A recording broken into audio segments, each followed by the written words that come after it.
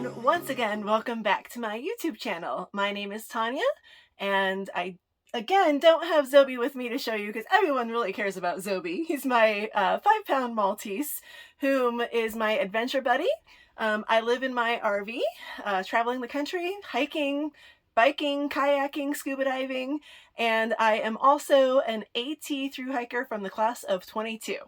So I am doing a series of frequently asked questions. Now I'm breaking that out into a whole separate series of individual videos addressing a little bit more detail and in depth some of the questions that I know I had when I was about to begin my thru hike, and I see a lot of people asking in online groups and forums. So using my own experience, I am not by any stretch of the imagination an expert, and I'm not proclaiming to be. These are just my tips and advice that I have from my own experience and that I've seen other people doing and being successful with as well. So this video is all about cold weather camping. It is very difficult to understand what you need to do and what the right gear is before you actually go out there and just do it, which is one of my recommendations, is buy your gear, go out there and test it. Don't wait until you're on the AT or any other backpacking trip for that matter to test your gear. I mean, long-term backpacking trip. To test your gear, you have to go and do a backpacking trip. I did shakedown hikes starting with just a simple, quick one night. I left later in the day, hiked in a few miles, camped overnight, hiked back out in the morning. Just on a really cold night, it was supposed to get down into the 20s, which I knew I would be experiencing on the AT with a March 3rd start. And then I grew from there to like 2 nights, and then 3 nights and 4 days was the longest that I did. And I did it in Georgia. So I was fortunate with the RV to be able to go to Georgia, do my shakedown hikes on terrain and in weather that was very much like what I was going to be experiencing on the Appalachian Trail. I also had previously lived in Tennessee and Georgia and had done a little bit of backpacking and a lot of hiking in that terrain and weather, so I had a little bit better idea what to expect as well. Even so, I still had a lot of questions and a lot of learning curves and made gear changes. So here are my best recommendations and tips for cold weather hiking, or cold weather camping. Cold weather hiking will be another video, layering and whatnot. So first of all, you need to make sure that your sleep system is appropriate. That's point number 1. Gotta have the appropriate sleep system for you. Not for the person next to you, not for someone online who's telling you what works for them and this is what you need to do, because some people get that way. Oh, no, you have to be like this. Like, no, I'm going to tell you what works for me. And I'm also going to caveat that with, I am a very cold sleeper. I get cold very easily. I lived in Florida most of my adult life, but even before that, I grew up in northern Indiana, and I was always like the cold person in the room. So what works for me may not work for you, but I'm going to give you a bunch of different options, and the bottom line is you got to go out and test it. So an appropriate sleep system. First thing to understand about sleeping bags or quilts is that the rating that the manufacturer gives it is typically a survival rating, not a comfort rating. So for example, if you have a 20-degree bag, that means survival at 20 degrees, not necessarily comfort at 20 degrees, and so on. I saw someone posting in one of the AT Facebook groups about doing a shakedown test in 20-degree overnight weather with a 35-degree bag, and she was cold. And I was like, well, of course you're going to be cold. That's a survival rating of 35 degrees. A comfort rating is typically at least 10. Some people would say 20 degrees warmer than what that rating is. So you're sleeping in a bag that's more like 50-degree comfort in 20 degrees overnight. Now there are things that you can do with a bag that has a higher rating, like a 30 or 35-degree bag, to make 20 degrees more comfortable. And again, if you're a warm sleeper as opposed to a cold sleeper, then you may not need, as cold of a bag as some of us cold sleepers do. It's become all the rage on the AT and other thru hike, long distance thru hikes for, going ultralight, ultralight, ultralight. And Enlighten Equipment is one of the top brands for ultralight sleeping gear. There's a few others, but because I have an Enlighten Equipment bag, that's just what I'm using as a for example. I really thought that I was going to purchase my Enlighten Equipment quilt, add a liner and wear my Puffy and have hand warmers and some tips I'm going to give you for, being warmer on cold nights. And I would be able to use one bag the whole trail. And I think that's the goal for most people, is to be able to use one bag the whole trail. And a lot of people are able to accomplish that. I wasn't. Part of it is because I bought my Enlightened Equipment bag first. I bought a 20-degree Enlightened Equipment Enigma. And actually, I'm gonna pull it out right here. And I did all of the like extra stuffing and warmer fill and all of that at 20-degree, thinking that this would be okay for me. The thing with an Enigma in particular, and several other quilts that other companies make, is that I'm actually going to put a picture on the screen of this too. It opens up to be a quilt to sleep in the summertime. Like, it can be fully open. Mine does have a footbed in the bottom because my feet are always cold, so I left it where it doesn't open completely all the way. There is a footbed at the bottom, but the rest of it completely opens up. Then you have these little straps that close, and that's what's supposed to keep you warm when it's cold out, is that you close it, and then you keep these straps to your sleeping pad underneath you. You keep it that side down and lay in it like that, with the holes that these straps still allow in between each of these straps. There's a hole, and for me, 20-degree air getting into those holes just did not work. I tossed and turned too much. I tried, you can also get straps to strap them to your sleeping pad so that the bag doesn't shift as you toss and turn and the holes stay underneath you, and it just did not work for me. The other thing is that at the top, you can see I got the little bit of extra baffling made on mine at the top, and it does pull and cinch tighter so that this gets, like, you know, tight around your neck, but your head is still sticking out and there's still air getting in underneath there. So my previous backpacking experience, I had used a mummy quilt. I had a Marmot brand mummy quilt. And I also have videos from my thru-hike playlist where I made these videos as I was doing my shakedown hikes and making my decision on what to do with my gear. So I'd slept in a mummy bag before, and I thought, well, I'm going to go back and use my Marmot mummy bag on trail in winter, and then I'm going to switch that gear out for summer, and I'll use my Enigma for the summer. My Marmot bag, you know, it wasn't an ultralight bag. It was just too big, too bulky, too heavy. I loved it, but it just wasn't going to work. So what's interesting is I have a 20-degree Enigma from Enlightened Equipment. I also then went out and bought a second bag. A little bit of confusion in one of my videos that came up in a group. I did not bring both of these bags on the trail at the same time and like layer them on top of each other.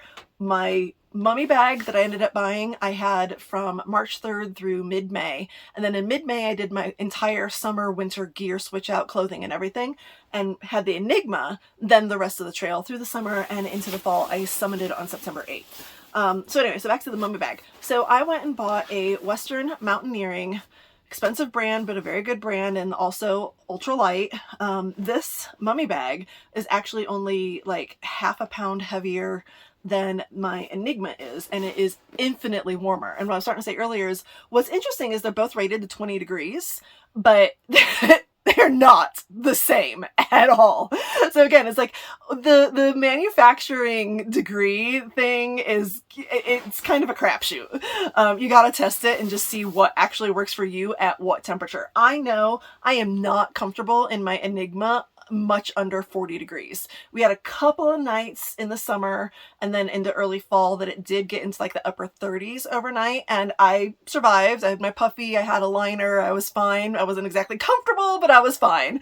But that was only like 2 or 3 nights, so I was okay. But there was no way I was gonna get through March and April. And when I was in the Smokies, I got down into the teens, and one night I got into 9 degrees overnight. I would have died in the Enigma with that. The Western Mountaineering 20 degree is like infinitely warmer. So in my opinion, my Enigma is more like 40 degrees. This is actually more like 20 degrees. Comfort rating. I'm comfortable in 20-degree weather sleeping in this. So just in case you aren't familiar with the differences between a quilt and a mummy bag, quilt, as I showed you, opens up, becomes like a quilt and lays out over you. Mummy bag is like a mummy. Like you're like all wrapped up like a little mummy in this thing. And this all cinches and gets really small, so literally just your nose can be showing and you're all wrapped up inside all of your nice warm fluffy goose down. And I love my mummy bag. Well, I do love my Enigma too, to be honest. I just don't like it in 20 degrees. I freeze. So I bit the bullet and had 2 bags. Am I recommending every thru-hiker to go out there and spend all this money on 2 ultralight bags? No. But I bought the Enigma first. After testing it, realized it wasn't going to work. Realizing the mummy bag I currently had also wasn't going to work, so I went out and bought a second mummy bag. It is what it is. I would not have survived the trail otherwise. I just wouldn't have. So honestly, I would try to find something that can work the whole trail for you, where if you don't want to buy 2 bags, otherwise, I mean, if you got the budget, buy 2 bags. Buy a winter bag and a summer bag, because you're not only going to use that on your thru hike, you're probably going to use it on, other backpacking trips the rest of your life, and you may be going in summer or in winter and need one of the 2 bags. So not a bad idea to have 2 bags anyway. But try to find something, if you can, within your budget, if you need to, that is going to be able to keep you warm with the additional items I'm about to share with you that can help keep you warm on the extra cold nights. And then maybe like a quilt. This is why like Enlighten Equipment and other companies that make quilts are popular, is that in the summertime you can open it up and use it just like a quilt, a bed cover, and it's not all wrapped around you tight like a sleeping bag is. Another option, actually, what my hiking partner did was he only used his quilt in the winter. And for the summer, he actually sent his quilt home, and he only used a liner, a fleece liner, was his sleeping bag in the summertime. I sleep too cold for that. Did I say wintertime? Summertime. This was his sleeping bag.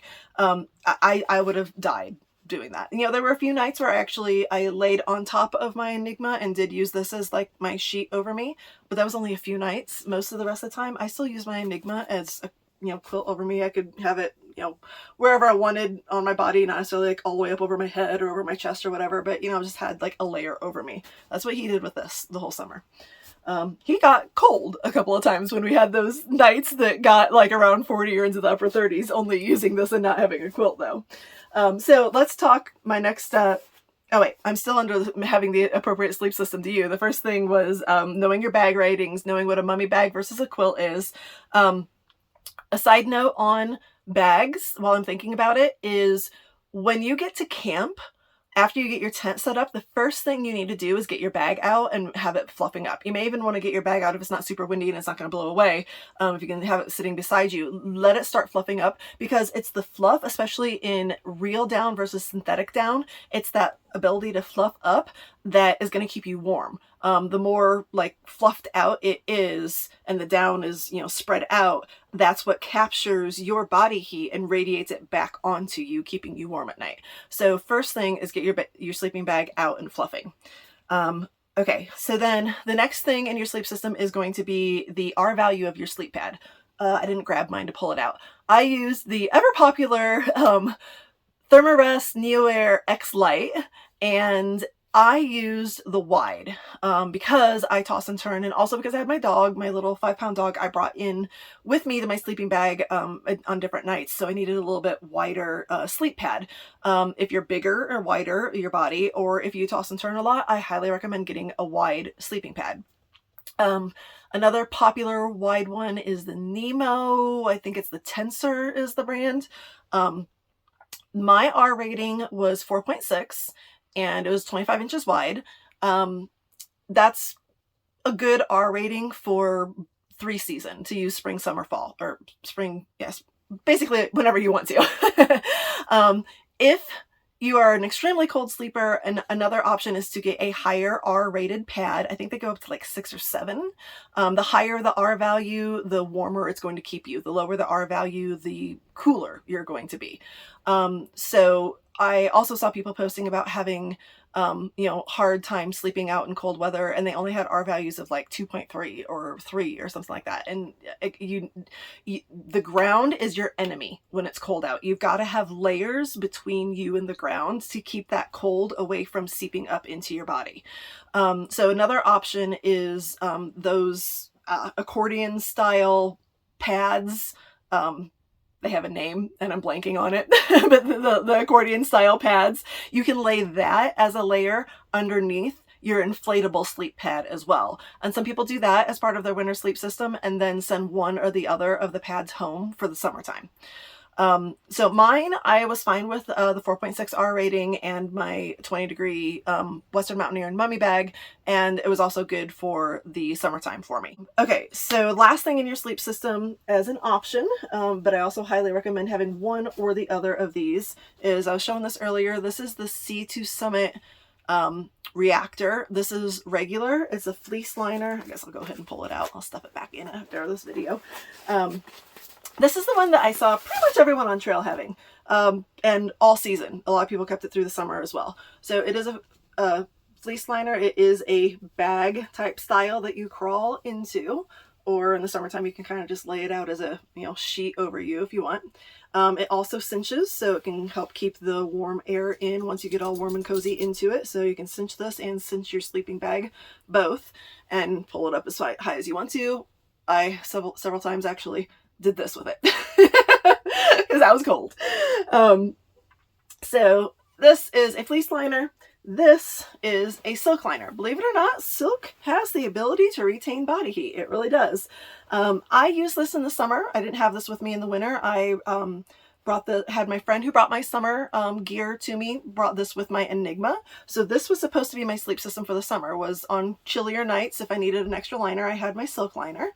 This is Western Mountaineering, by the way. And then my Enigma. Most nights I just use my Enigma, but I was glad to have this on the few nights that I needed it.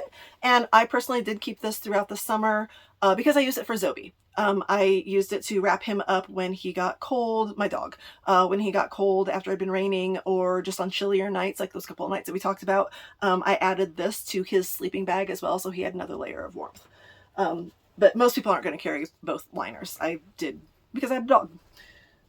So that's your sleep system, your bag, your liners if you have any, and your sleep pad. Oh, and a pillow if you want to have a pillow as well.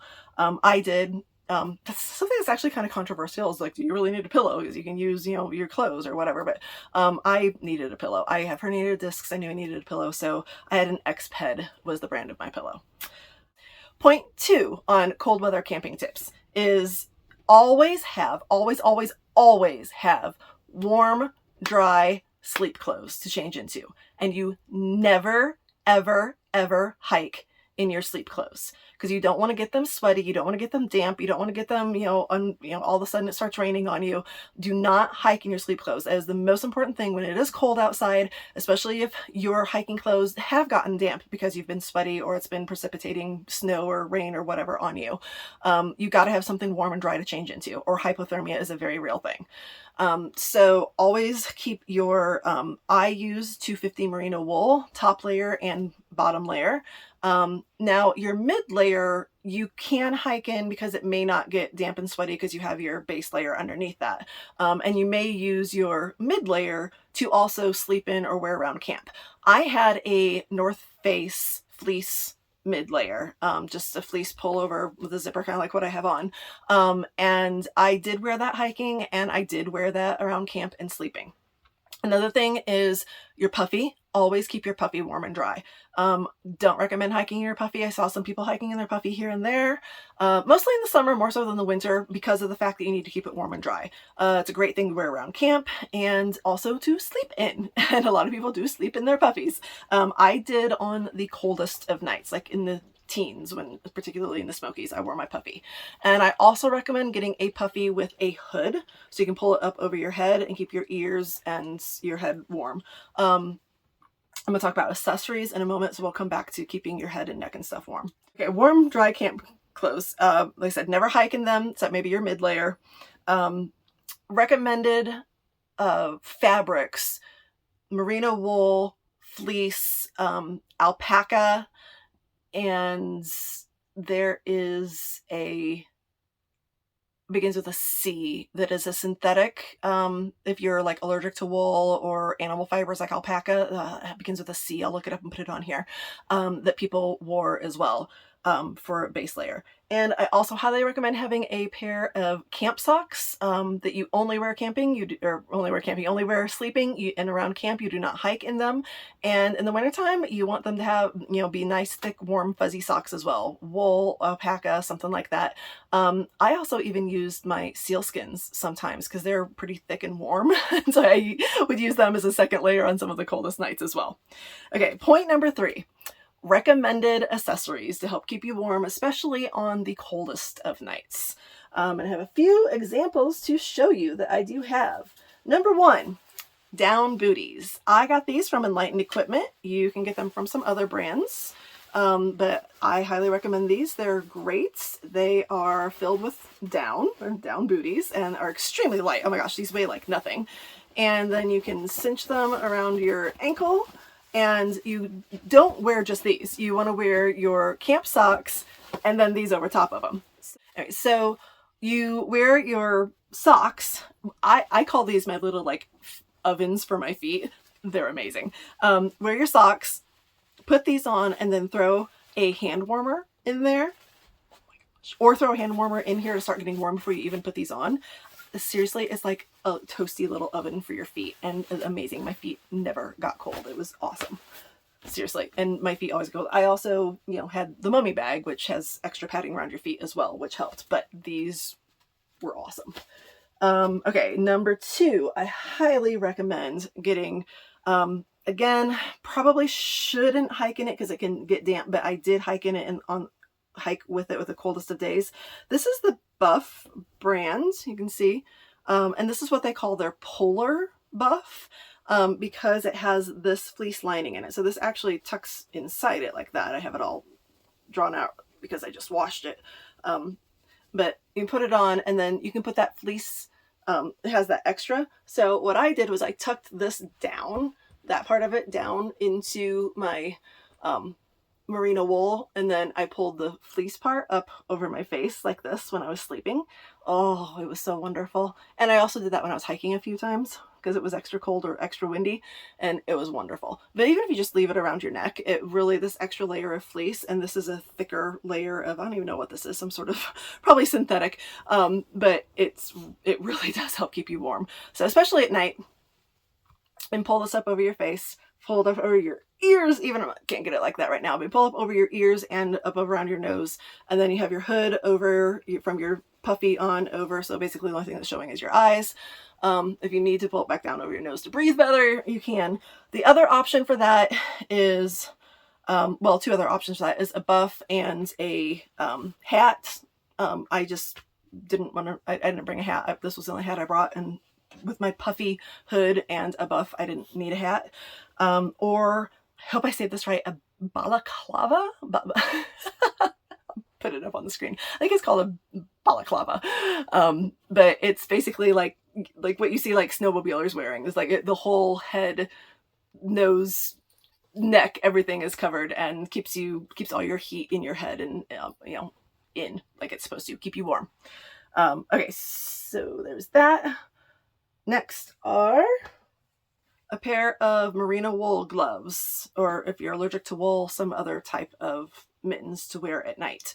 And just like your sleep clothes, these, I took 2 different pairs of gloves for wintertime, and these were I actually kept them in with the rest of my sleep clothes. These were my do not get wet. These are only to be worn around camp. These are for sleeping gloves. And they were wonderful. These are smart wool, merino wool, and they actually do, I think they're $150, and they actually do a pretty darn good job of keeping your hands warm. Even better when you put hand warmers in them. So definitely recommend that. We talked about your puffy coat with a hood, and last but not least, these guys. If you start carrying a whole bunch of these, 2 of them typically come in a pack. If you start carrying a whole bunch of these, like I did, it's more weight in your pack, but I would use like usually 4 in a night. because I would use one for each foot and one for each hand. There were some nights that I would use 6 in a night because I would put one, there's veins that run through your thighs and your legs, and then obviously your chest is your center of, you know, your core heat. So I would put one of these between layers, like between my sports bra and a layer, or if I had 2 or 3 layers on, I would just put this, you know, so it'd be staying in my chest, one there, and I would put one in one side of my bottoms. And so when my thighs were pressed together while I was sleeping, then both were getting the heat, and that was helping keep the blood flow and the heat going through the night. So it can get heavy carrying them, but if you know you're going to be in, like, I knew when I was entering the Smokies that it was calling for lows in the teens, and I'm like, I'm gonna do everything I can to stay warm, and I don't care if it means I have to carry extra weight. So I did, and I was able to stay warm and not freeze. Some people that I started the Smokies with got off at Newfound Gap because they couldn't handle the cold. It was just too consistently, it never got above freezing when I was in the Smokies until my very last day. It was consistently in the 20s and the teens, like nonstop, and it was cold and it was windy. It was cold, so you gotta be prepared for it. All right, and, number 4, my last cold weather camping tip is eat and exercise. There's gonna be days when you end your hike, you're tired, you just want to curl up, get warm, and go to sleep. You gotta eat. Not only do you need to eat because you need to replenish your body, but you gotta eat because that gets your metabolism going, which gets your body warmer. And especially if you can eat a hot meal, then you're gonna get some hot food in you. I highly recommend doing something like drinking some hot chocolate or some tea as well. Just get hot things inside of you to help keep you warm before you go to bed. And then exercise. Simple little tip, but when you've done everything, you've gathered your water, you've hung your bear bag, all of that, and you're ready to get in your tent, done for the night, spend like 3 minutes running in place, doing some jumping jacks, something to get your blood flowing and warming your body up a little bit, and then dive into that puffed up bag. Oh, also throw some heat warmers in your bag, hand warmers in your bag. Oh, it's like a little oven, and you're crawling into it, and you'll be all nice and toasty warm. That helps, you know, keep the blood flowing and everything. And last tip is, I personally have never done this, simply because I don't have one. I may get one and try this in the future, is to fill a hot water bottle, use a Nalgene bottle so you don't burn yourself. And it can hold the hot water. The Nalgene bottle keeps it hot basically like the vast majority of the night, from what I understand. Get the cap screwed on very, very tightly so it does not spill, because the worst possible thing you can do is get wet when it's freezing out. And people will fill their Nalgene bottle and again put it like in their chest or between their legs while they're sleeping, to help keep that blood flow and keep the body temperature up and keep you warm. Alright, so those are my cold weather camping tips. I hope that you've enjoyed this, and like, subscribe, hit the bell, all that jazz, and I'll see you in my next video. Thanks!